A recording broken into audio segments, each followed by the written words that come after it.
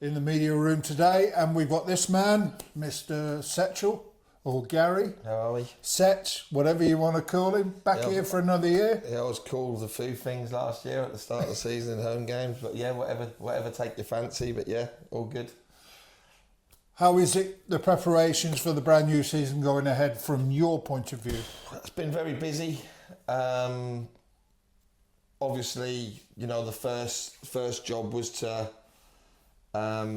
sit down with the football club, which we done, and you know, I needed to make sure we was going in the right direction, which obviously we're here today, Volunteers Day, and you know, we managed to secure a budget and, you know, something that we can work with, which was, obviously you always want more, but that's a competitive budget for sure, and you know, that's we've got to do the business now. Obviously we all let ourselves down a little bit last year. The home form weren't good enough. We conceded too many late goals, and you know, but we, on the flip side of that, we was competitive in every game. We only lost one game by more than one goal, and that was to Bedworth.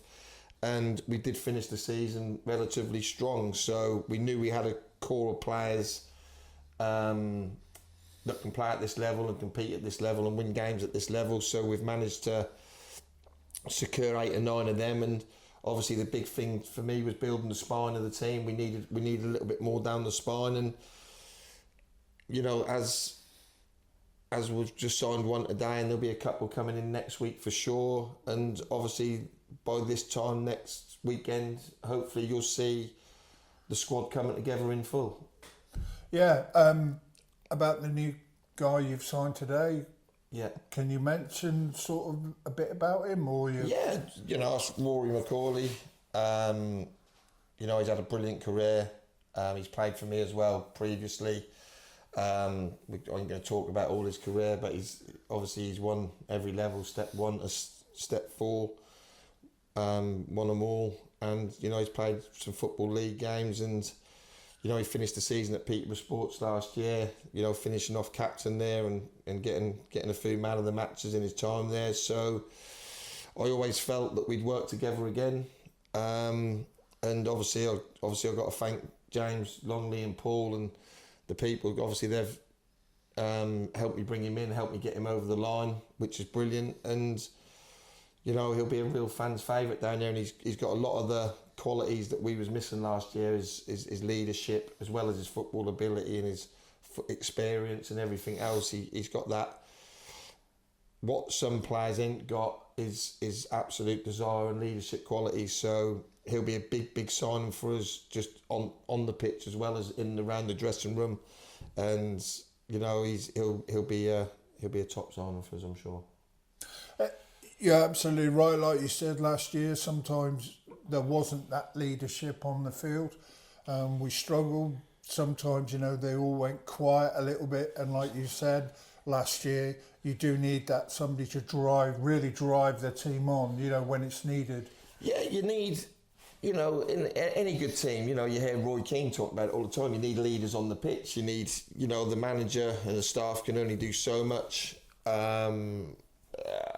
And sometimes you need you need probably 2 or 3 leaders on the pitch, and I just felt that was an area, for all the goodwill in the world, we probably didn't have enough lead. I think if you speak to most of the squad, we didn't have that leadership. You know, when you concede 7 goals in injury time to cost you points, and when you score in injury time then concede after, that's just unacceptable. And I think that's when, you know, you just need 1 or 2 on the pitch not to get carried away with the celebrations and just pull everyone together and see the game out. And we didn't do that well enough last year as a group, and you know, that's done now. We're addressing that. We had far too many goalkeepers last year. I think we went through 7, too many. You need a settled squad, you need a settled spine, and that's what I've worked really hard this summer to bring that type of not just player in, but bring a little bit more quality down the spine. And hopefully we'll have a lot more consistency this year. You know, we won some amazing games last year. We had some great results along the way, away from home mainly. Obviously we had the Calcer one here, and we just need to be a lot more consistent than what we was last season, and I'm pretty sure that'll happen this year.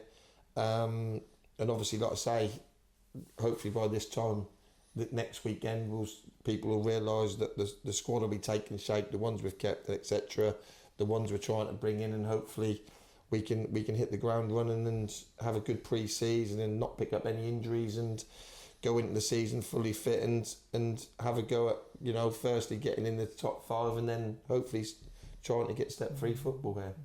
I know last year you had